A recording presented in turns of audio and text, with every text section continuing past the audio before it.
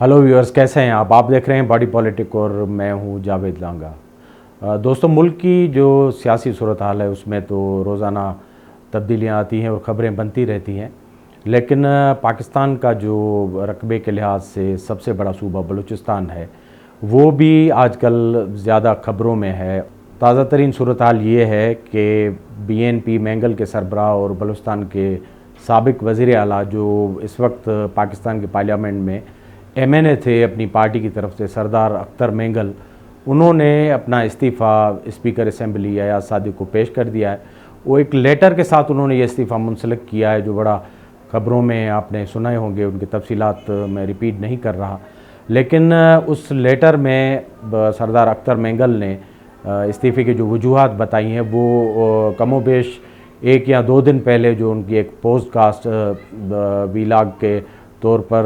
On air हुई थी और उसके बाद उनको जो है अखबारों ने और बहुत सारे जो इदारे हैं टेलीविज़न ने उनको लिफ्ट किया था। उस पॉडकास्ट में सरदार अख्तर मैंगल ने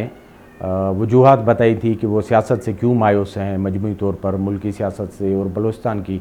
सियासत में। वही जो है मंदरजात उन्होंने अपने इस लेटर में लिखे हैं, जिनमें उन्होंने कहा है कि वो मुकम्मल तौर पर सिस्टम से मायूस हैं। और बाद में जो प्रेस कॉन्फ्रेंस उन्होंने की उन्होंने कहा कि वो प्रेसिडेंट ऑफ पाकिस्तान यानी मौजूदा सदर आसिफ अली जरदारी और वज़ीर आज़म शहबाज शरीफ समेत पाकिस्तान की जी मौजूदा जो असेंबली और पार्लियामेंट है उससे इसलिए मायूस हैं कि वो नहीं समझते कि वो ऐसा फोरम है जहां बलूचिस्तान रिप्रेजेंट हो रहा है। ये भी खबरें थी कि सरदार अख्तर मैंगल नाराज़ थे कि उनको बात करने नहीं दी गई, लेकिन उन्होंने जो बातें की वो इस तरह की कोई फॉर द टाइम बीइंग नहीं थी। उन्होंने तफसीली बात की और हिस्टोरिकल पर्सपेक्टिव में बात की। और आजकल जो ज़मान मकान में बलूचिस्तान की जो सियासी सूरत हाल है या पूरा वायुमंडल है उसको नज़र में रखते हुए सरदार अख्तर मैंगल की एक बात जो है उसकी रिलेवेंस बन रही है। अब गुज़िश्ता दिनों, गुज़िश्ता हफ्तों में, बल्कि 2-3 महीनों से बलूचिस्तान बड़ी ख़बरों में रहा है और एहतजाज की, बलूचिस्तान गिर एहतजाज की, जिसमें लाइफ मुकम्मल तौर पर पैरालाइज रही। और उसके बाद अगस्त के महीने में यानी 25 अगस्त के दिन जब नवाब अकबर बुगटी की 18वीं बरसी से एक दिन पहले जो रात को 25 और 26 की दरमियानी शब थी उसमें जो वायलेंस हुआ, ये एक काफ़ी सालों के बाद, आप इस तरह कहें कि कोई 14-15 सालों के बाद,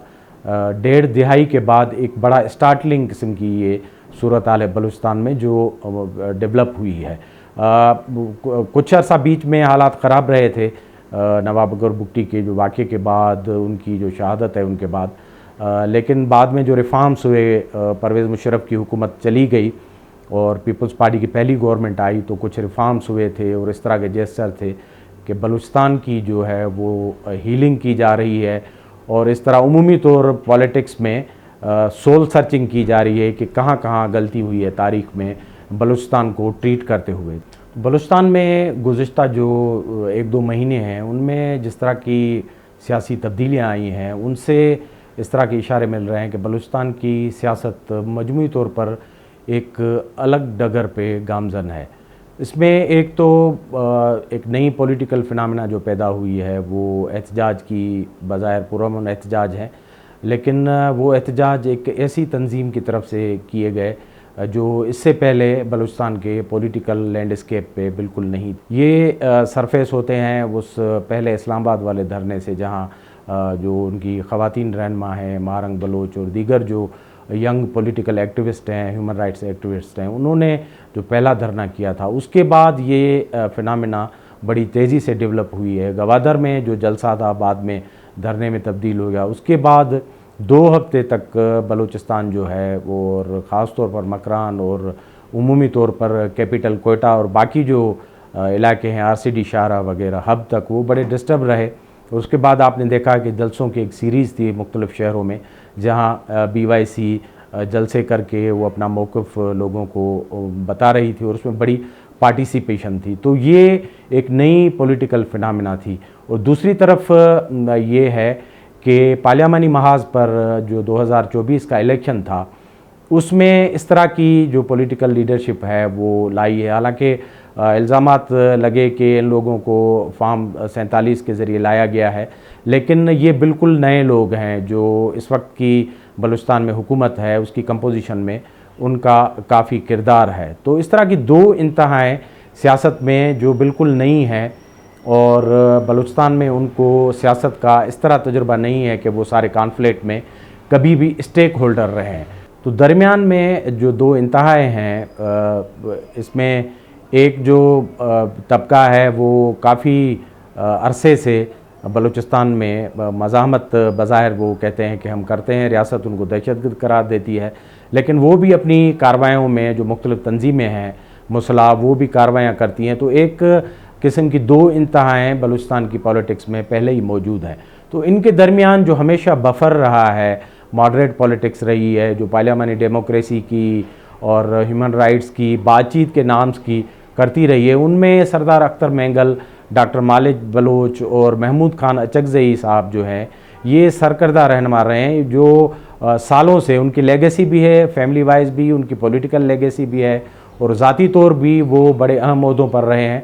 और पाकिस्तान की जो वफाकी और बलूचिस्तान की जो सूबाई सियासत है उसमें बड़े अरसे तक वो इंगेज रहे हैं बातचीत में और जो पॉलिटिकल डिस्कोर्स है उनका हिस्सा रहे हैं। जब भी वफाक ने बात करनी चाहिए बलूचिस्तान के मामलात पर तो इन ज़ोमा को, इन लीडर्स को उन्होंने इंगेज किया है। लेकिन जब इस वक्त हम बलूचिस्तान की सूरत हाल का तजिया कर रहे हैं तो आहिस्ता आहिस्ता लग इस तरह रहा है कि ये लोग जो बीच का बफर थे और पॉलिटिक्स में एक टॉलरेंट व्यू पॉइंट था और पॉलिटिकल फेस थे, वो आहिस्ता आहिस्ता इररिलेवेंट होते जा रहे हैं। सरदार अख्तर मेंगल का जो आज का इस्तीफ़ा है वो उसी सिलसिले की कड़ी है कि बलूचिस्तान की वो सियासी जनरेशन जो 3-4 दहाइयों तक अपने आबा व अजदाद की लेगेसी को चलाते हुए पाकिस्तान की जो आइन और पार्लियामानी डेमोक्रेसी के साथ जो इंगेज रहे हैं, उनकी मायूसी का टाइम जो है वो शायद अप्रोच कर चुका है। और यही मायूसी हमें डॉक्टर मालिक बलोच के कंडक्ट में, और यही मायूसी आपने 2-3 दिन पहले बयानात सुने होंगे महमूद खान अचकज़ई साहब के, कि उनकी जो गुफ्तार है उनमें बड़ी डिसअपॉइंटमेंट है कि वो लोग पाकिस्तान की सियासी कैनवास में इररिलेवेंट हो गए हैं। हालांकि वफाक में ज़ाहिरी तौर पर वो पार्टीज़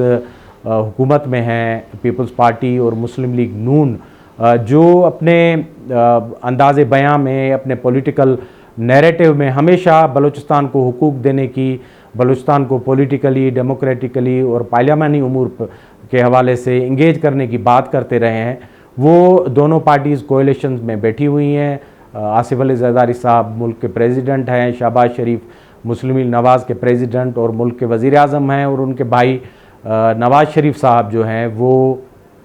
बैठे हुए हैं एज अ एल्डर लीडर और सारी चीज़ों को देख रहे हैं। तो उनके होते हुए बलूचिस्तान की जो सीनियर सियासत है या उनके जो लीडरान हैं वो इररिलेवेंट हो रहे हैं और लाताल्लुक़ हो रहे हैं। मुझे किसी दोस्त ने कहा कि आप किस तरह देखते हैं, क्योंकि 20 सालों से मैं बलूचिस्तान की पॉलिटिक्स को और सहाफ़त को रिपोर्ट करता आया हूँ। तो मैंने कहा ये बड़ा अनफॉर्चूनेट दिन है उन सारे लोगों के लिए जो मुल्क में democracy, parliamentary democracy, human rights और पीसफुल ट्रांसफ़र ऑफ पावर और इक़्तिदार में शराकत की बात करते हैं। उन सब लोगों के लिए आज का दिन बड़ा अनफॉर्चूनेट और दुखी दिन होना चाहिए, क्योंकि सरदार अख्तर मेंगल पर आप कितनी भी तनकीद करें, डॉक्टर मालिक पर, महमूद खान अचकज़ई पर, ये बलूचिस्तान में ओवर द डिकेड्स ऐसे पॉलिटिशियन रहे हैं जिनका बड़ा कंट्रीब्यूशन है इस पूरी सियासत को, बलूचिस्तान के जो प्रोविंशियल ऑटोनॉमी का केस है,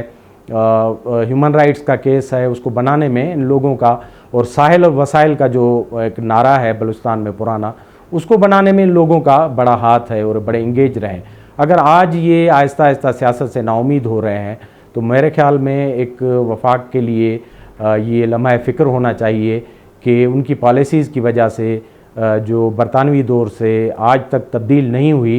तो बलूचिस्तान में एक ऐसा वैक्यूम पैदा हो गया है जहाँ एक बड़ी पावरफुल और मैटर करने वाली लीडरशिप जो है वो आहिस्ता आहिस्ता इररिलेवेंट हो रही है और नए फोर्सेस उस वैक्यूम को भर रहे हैं। तो अलमिया आज का ये है कि जो नए फोर्सेस हैं उनमें बड़ा पॉलिटिकल गैप है, बड़ा खलीज है, वो एक दूसरे से बात करने के भी कायल नहीं है, क्योंकि उनकी जो पॉलिटिकल अपब्रिंगिंग है वो बड़ी आल टुगेदर डिफरेंट रही है। आज की जो बलूचिस्तान की जो पार्लियामानी लीडरशिप है, बशमूल वज़ीर आला सरफराज भुगटी साहब, या जो लोग पीसफुल एहतजाज या मज़ामत कर रहे हैं, या दूसरे लोग जो पहाड़ों पर हैं जिनको रियासत ने दहशतगर्द डिक्लेयर किया हुआ है, लेकिन वो भी एक बलूचिस्तान के पॉलिटिकल नैरेटिव और नारे के साथ हमेशा उनकी आवाज़ जो है वो सामने आती है। और जिस तरह का कॉन्फ्लिक्ट बलूचिस्तान में चलता है तो उसके पीछे जितनी जो बात आती है वो बलूचिस्तान के हुकूक, साहिल वसाइल और उस आटानमी या खुद मुख्तियारी की होती है। तो ये आप इनको किसी भी ब्रैकेट में रखें, लेकिन ये दोनों पॉलिटिकल हकीकतें हैं जो इस वक्त एक दूसरे से टकरा रही हैं। और बीच की जो फोर्स मीडिएशन वाली जो किरदार पॉलिटिकल फेस है वो मिसिंग है। और सरदार अख्तर मेंगल के आज के इस्तीफ़े के साथ ये मायूसी ज़ाहिर है बलूचिस्तान में बढ़ेगी, और उसके साथ वो एलिनेशन भी बढ़ेगी। और साथ में अगर इसका कोई पॉलिटिकल हल नहीं निकलता, जिस तरह के हमें इशारे मिल रहे हैं कि सख्ती के इंदिए जा रहे हैं, और जिस तरह गुज़िश्ता दिनों पाकिस्तान के जो इंटीरियर मिनिस्टर साहब हैं मोहसिन नकवी, हालांकि वो सीजन जर्नलिस्ट भी रहे हैं, पॉलिटिशियन हैं अब, तो उन्होंने जिस तरह कहा कि बलूचिस्तान का मसला एक SHO का है, तो ये कंडक्ट खुद बताती है कि आने वाले दिनों में ये सूरत हाल मज़ीद गंभीर हो जाएगी। इसमें से अगर इस तरह के सीजन पॉलिटिशियन डॉक्टर मालिक और महमूद खान अचकज़ई और अख्तर मेंगल निकल जाते हैं और मायूस होकर बैठ जाते हैं, तो पीछे सिर्फ़ और सिर्फ एक बड़ा कॉन्फ्लिक्ट और झगड़ा नज़र आता है। वो कितना लंबा चलेगा, वो बलूचिस्तान को, पाकिस्तान को कितना हैम्पर कर सकता है, क्योंकि एक तरफ हमारा ये नैरेटिव है कि CPEC समेत एक बड़ी डेवलपमेंट जो है वो बलूचिस्तान में होने जा रही है, गवादर समेत जो बड़े शहर हैं वो इकनॉमिक हब बनने जा रहे हैं। तो ऐसी सूरत हाल में जब बलूचिस्तान के हाईवेज़ जो हैं वो गर्म होंगे, वहाँ अनसर्टेनिटी होगी, वहाँ रुकावटें होंगी, और इस तरह के वाक़यात जो गुज़िश्ता दिनों अनफॉर्चुनेट हुए, जिनमें बड़े ह्यूमन राइट्स के भी इशू इन्वॉल्व हैं, और एक पैनिक होता है सूबे में। पहले से बलूचिस्तान बड़ा मुतासर है, क्योंकि यहाँ जो रिफॉर्म्स हैं उनकी जो स्पीड है बहुत ही स्लो है, और जो पैनिक है, अनरेस्ट है या नाराज़गी है, उसका स्केल बहुत ही बड़ा है। तो अगर ये गैप मज़ीद बढ़ेगा, इसमें कोई पॉलिटिकल डिस्पेंसेशन नहीं आता, अगर पॉलिटिकल वे आउट नहीं आता और संजीदा लोग इससे सारे कज़िए से निकल जाते हैं, तो उसके बाद एक नुकसान और तबाही का रास्ता है। हम नहीं चाहते, उम्मीद नहीं करते कोई इस तरह की सिनेरियो आ जाए, लेकिन जब सख्तगिरी होती है और एक दूसरे को कबूलियत नहीं मिलती तो तशद्दुद का रास्ता होता है और एलिमिनेशन का रास्ता होता है। जैसे अख्तर मेंगल ने कहा कि अब इन सारे मामलात में एक गुस्सा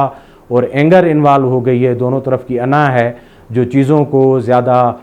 तबाहकुन बना रही है, और जो पॉलिटिकल रास्ता है जिसकी तलाश पाकिस्तान बनने से बलूचिस्तान में की जा रही थी और जिसकी उम्मीदें भी कभी कभार पैदा हो जाती हैं, वो फिर से मादूम हो जाएंगी। तो हम उम्मीद करते हैं कि वफाक की सतह पर जो सीनियर पार्टीज़ और उनकी लीडरशिप बैठी हुई है, जिन्हें मुल्क में सारे उतार चढ़ाव देखें, ख़ुद पाकिस्तान में जो आमरियतों का और सपरेशन का वो शिकार रहे हैं, तो वो बलूचिस्तान के लिए एक रास्ता निकालेंगे, और बशमूल इस्टेब्लिशमेंट जो मौजूदा है उसको इन्वॉल्व करके दोबारा ये सारे जो लोग हैं जो निकलते जा रहे हैं इस सारे सीन से, कज़िए से, उनको इन्वॉल्व करेंगे और इस तरह का सिनेरियो पॉलिटिकल वे आउट बनाने में कामयाब होंगे, जिससे लोगों की उम्मीद बंधे। क्योंकि बलूचिस्तान समेत मुल्क में जो माशी सूरत हाल है और जो लॉ एंड आर्डर की सूरत हाल है, और जिस तरह पड़ोस में जो इमर्जिंग सूरत हाल है, वार्स हैं मिडल ईस्ट में, यूक्रेन में, ये एक रोज़ी पिक्चर हमारी पोर्ट्रे नहीं कर रही। हमारे प्रोग्राम को लाइक कर सब्सक्राइब करें। बहुत बहुत शुक्रिया।